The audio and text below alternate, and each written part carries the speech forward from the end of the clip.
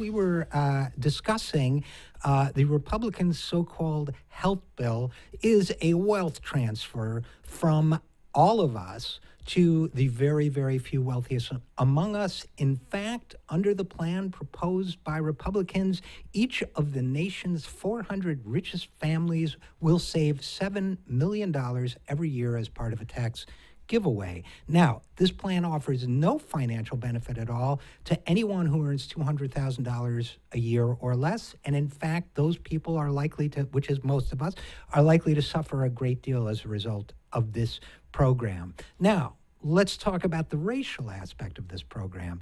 This cynical wealth grab lays its burden disproportionately on black, brown, and poor people in this country. And let me tell you how this works. First of all, let's be clear. Most black Americans are not poor, and most black Americans live in the suburbs, not the inner cities. So when Donald Trump was being accused of being racist for saying that African Americans live in a hell of poverty and violence and all that stuff, yes, he was. But, however, whatever color you are, obviously is not a reflection of anything like what Donald Trump was suggesting. But nevertheless, our economy is divided along racial lines with higher rates of poverty among African Americans, much higher, and particularly among African American children, food insecurity, all sorts of measurements, lower income, the burden of being a lower income person in this country falls disproportionately on black and brown families.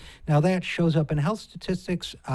Infant mortality. There is a crisis of infant mortality in Black America because the African American infant mortality rate is more than double that of the white rate.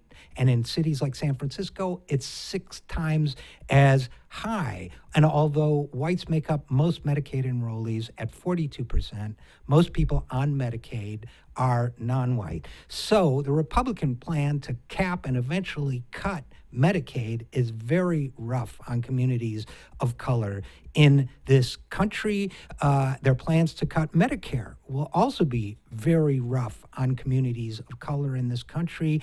Medicare has been an enormous tool for relieving poverty among seniors. 29% of seniors, nearly 1/3, were in poverty when Medicare was enacted in 1966. Today, that figure has been cut by more than 2/3. So here we have a health plan designed by Republicans that is targeting programs that lift people out of poverty, targeting programs that have helped people of color in this country. And as I'm going to point out in a future monologue, that may not be entirely accidental. Now, who does this plan help? Well, it helps the people who are in the top bracket of earnings because it removes an income tax surcharge on people in the highest earning levels. Now, there is a real inequality of earning in this country, so that will benefit white people because white people tend to be among the highest earners.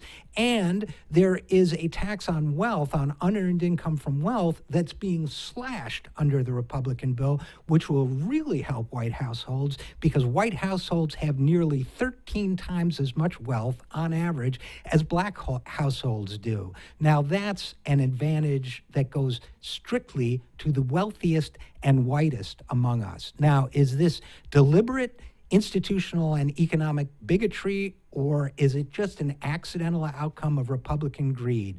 Well, frankly, we can't know what's in our hearts, but the outcome's the same either way.